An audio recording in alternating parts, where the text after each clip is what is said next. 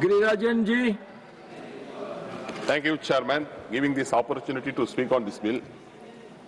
Sir, I rise to speak on the Central Excise Amendment Bill 2025. It has been stated in the statement of objects and reasons that with the introduction of GST, Central Excise Act was repealed by Section 174 of the Central GST Act, except in respect of goods listed under the entry of 84th of list 1 of the 7th schedule to the Constitution. This includes tobacco and tobacco products. With the GST Council's decision to discontinue the compensation cess on all goods except tobacco and to transition to a two-rate GST structure while reserving a 40% slab for ultra-luxury and sin goods. Sir, if enacted, the bill will replace the GST compensation cess on tobacco with a central excise duty, allow the center to revise excise rates to match current local overall taxation levels, ensure revenue neutrality by keeping the tax burden on sin goods unchanged. Sir, to create a permanent taxation structure instead of the temporary cess and maintain tobacco under the highest GST bracket of 40% once the rationalized slabs come into effect. In any case, we are opposed to cess because it is wholly consumed by the central government. States do not get any part of it. Sir, we all know for the fact that tobacco addiction is a major problem in our country today. Several lakhs of people, especially youth population, die every year due to tobacco addiction.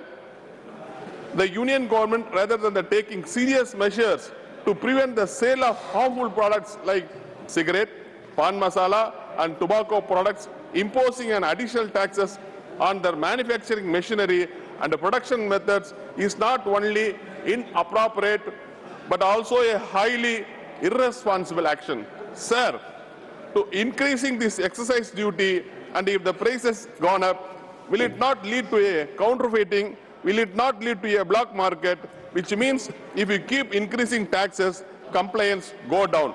Beyond this, it will actually lead to more black marketing. It will only lead to more avoidance of tax as opposed to revenue collection.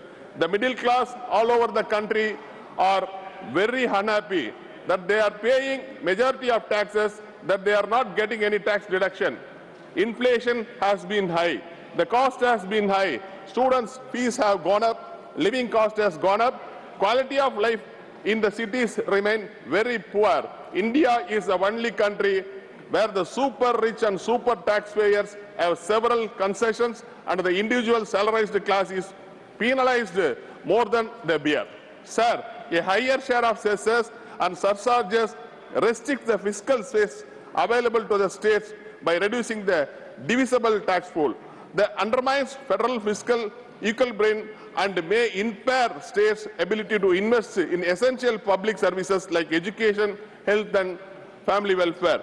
States like Tamil Nadu and demanded a cap of these levies and that our excess collections can be added to the divisible pool, ensure the fairer revenue distribution.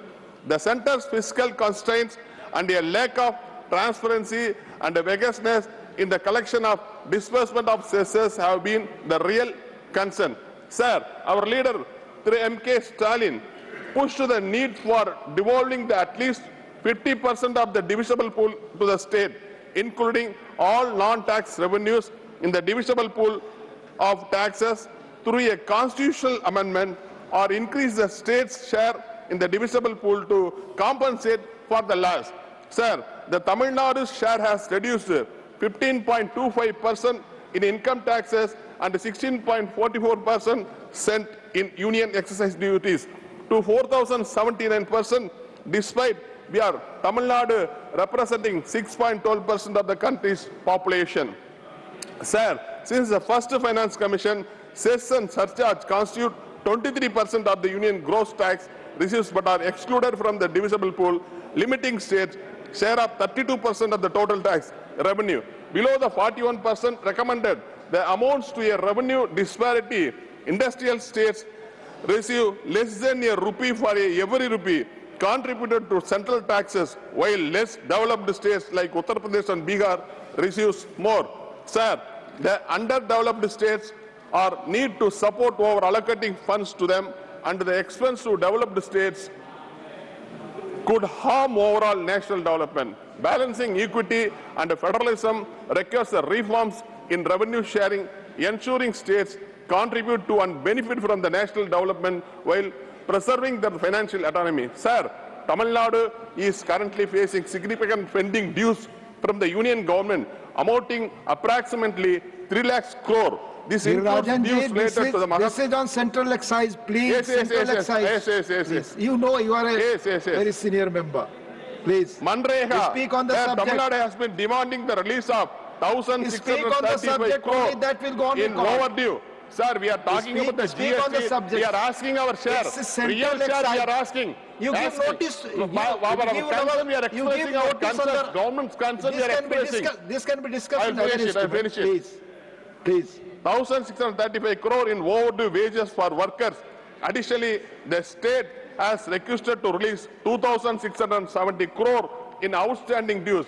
Please This includes confine to the expenses subject. for paddy procurement and rice fortification. The Tamil Nadu government has been actually pressuring the center to address these pending dues, highlighting the financial burden. Girirajanji, please it confine to faces. the subject. Please. Sir, I will finish it, sir. Please confine not. Tamil You have Nadu time. Chief You Minister take time. through MKStalin has appealed to Prime Minister Narendra Modi to release 2,149 crore is pending funds under the Samagara Shiksha scheme.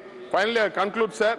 Tamil Nadu is 1,756 kilometer coastline and varied topography makes it highly vulnerable in natural disasters. Please confine to the subject. Please confine to the subject. I'll conclude, Please sir. confine to the subject. Allocations under the state disaster relief management funds, NTRF, have consistently fallen short of actual needs. Sir, finally I tell you, sir, actually the union government has been brought in a law for smoking prohibition in the public places. I would like to urge this government, tobacco consumables also to be prohibited. That only good for the nation. Thank you, sir.